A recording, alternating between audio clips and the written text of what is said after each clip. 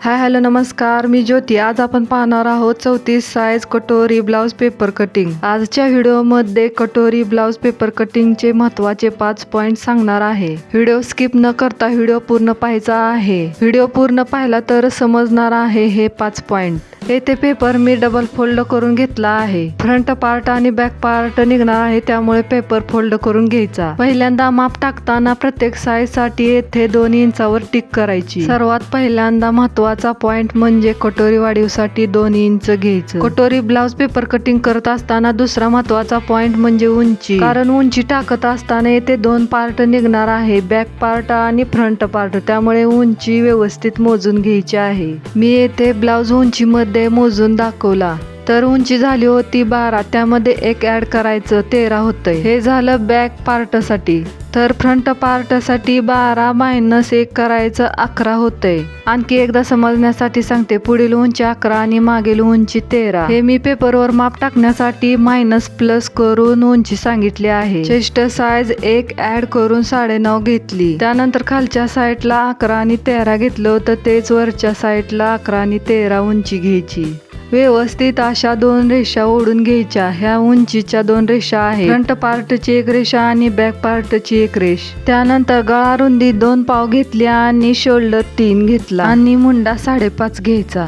मुंडा 5.5 वर टिक करायची आणि बॉक्स तयार करून घ्यायचा. साईज नुसार मी येथे गळा रुंदी 2 पाव घेतली आहे. हेवी साईज असेल तर 2.5 गळा रुंदी घ्यायची. येथे मुंडा टाकत असताना पहिल्यांदा फ्रंट पार्टचा मुंडा टाकणार आहे आणि नंतर बॅक पार्टचा मुंडा टाकणार आहे. पहिल्यांदा 1 इंचावर टिक करायची आणि नंतर अर्धा इंचावर टिक करायची. 1 आणि अर्धा इंचावर टिक करून मुंड्याला आकार द्यायचा. त्यानंतर येथे पुढील गळा 5.5 घेतला आहे. त्यानंतर रेष ओढायच्या आणि बॉक्स तयार करून घ्यायचा. तसेच तिसरा महत्त्वाचा पॉइंट म्हणजे येथे गळा वाढीसाठी येथे अर्धा इंचावर टिक करून घ्यायची. पुढील गळा टाकून झाल्यानंतर येथे आपण कटोरी तयार करणार आहोत. येथे 1.5 इंचावर टिक करायची. कटोरी ब्लाउज पेपर कटिंग करत असताना चौथा महत्त्वाचा पॉइंट म्हणजे कटोरी तयार करणे. तर चेस्टच्या साइज वरून कटोरी तयार केली जाते. येथे चेस्ट साइज आहे 8.5 अधिक 1 बरोबर 9.5. तर येथे 8.5 ची कटोरी घ्यायची आहे, 9.5 ची घ्यायची नाही. येथे कटोरी तयार करण्यासाठी चार्ट तयार केला आहे. चार्ट मध्ये दाखवल्याप्रमाणे 8.5 ची कटोरी 5.6 होते, तर 9 ची 6 होते आणि 9.5 ची 6.3.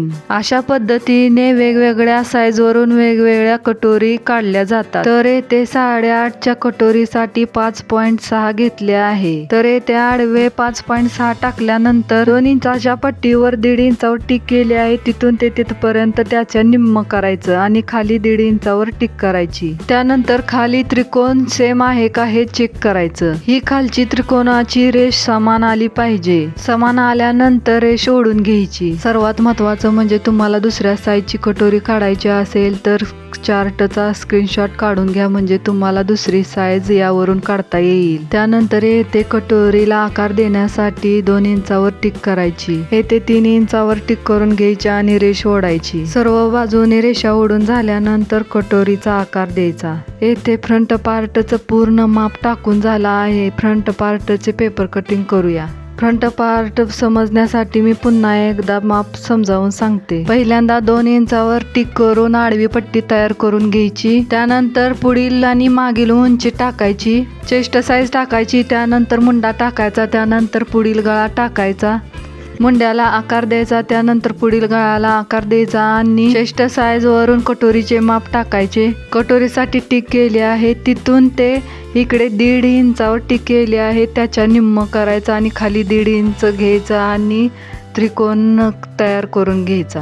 त्रिकोणाच्या खाली गोलाकार तयार करायचा. तुम्हाला त्रिकोण पाहिजे असेल तर त्रिकोणही ठेवू शकता आणि गोलही करू शकता. त्यानंतर फ्रंट पार्टचे पेपर कटिंग करून घ्यायचं. व्हिडिओमध्ये दाखवल्याप्रमाणे पेपर कटिंग करून घ्यायचं. यानंतर बॅक पार्टवर माप टाकून पेपर कटिंग करून घेऊ.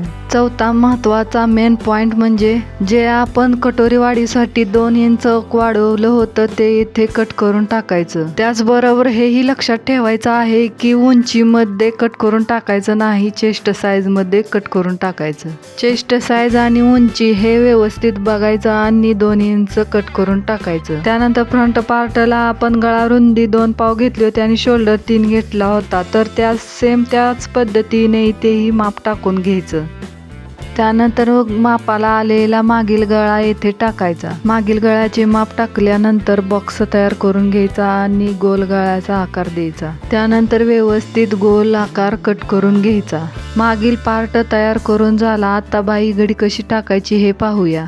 सर्वात महत्त्वाचा 5वा पॉइंट म्हणजे बाही घडी टाकणे. बाही घडी टाकत असताना शोल्डर ते मुंडा तिरके मोजायचा आणि 1 ॲड करायचा आणि बाही घडी टाकायची. बाहीची घडी 1 ॲड करून 8 झाली आहे. बाहीची घडी टाकत असताना उभे 8 घ्यायचा आणि आडवं बाहीची उंची टाकायची. बाहीची उंची आणि बाही घडी टाकून झाल्यानंतर बॉक्स तयार करून घ्यायचा. बाहीच्या उंचीवरून बाहीचा खड्डा घ्यायचा आहे. तर उंची 4.5 असल्यामुळे मी येथे 2 इंच खड्डा घेतला आहे. बाहीची उंची 5 इंचाच्या आत असेल तर खड्डा 2 घ्यायचा. 5च्या पुढे असेल तर खड्डा 2.5 किंवा 3 घ्यायचा. त्याचबरोबर कटोरीचे वेगवेगळ्या साईजचे व्हिडिओ चॅनलवर अपलोड केले आहे, तिथे जाऊन नक्की पहा. खड्डा 2 घेतल्यानंतर 1 इंचावर टिक करायचे आणि तिरके 2 इंच घ्यायचं. बाहीला आकार देत असताना फिश शेप आला पाहिजे तरच बाही व्यवस्थित बसते. अशा पद्धतीने बाही घडी टाकल्यावर कधीही चुकणार नाही, व्यवस्थित पुरतेही. बाही जोडताना कमी पडत नाही, बरोबर बाही पुरते.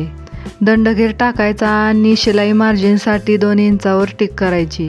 तिरकी रेष ओढायची आणि राहिलेला भाग कट करून टाकायचा. व्यवस्थित अशी बाही घडी कट करून झाली आहे. आता क्रॉस पट्टी कशी काढायची हे पाहूया. क्रॉस पट्टी टाकत असताना प्रत्येक साईजसाठी 3.5-2.5 पट्टी घ्यायची आहे. उंचीमध्ये तेवढा बदल करायचा. असेच नवीन व्हिडिओ पाहण्यासाठी चॅनलला सबस्क्राईब करा. भेटूया एका नवीन व्हिडिओमध्ये. धन्यवाद.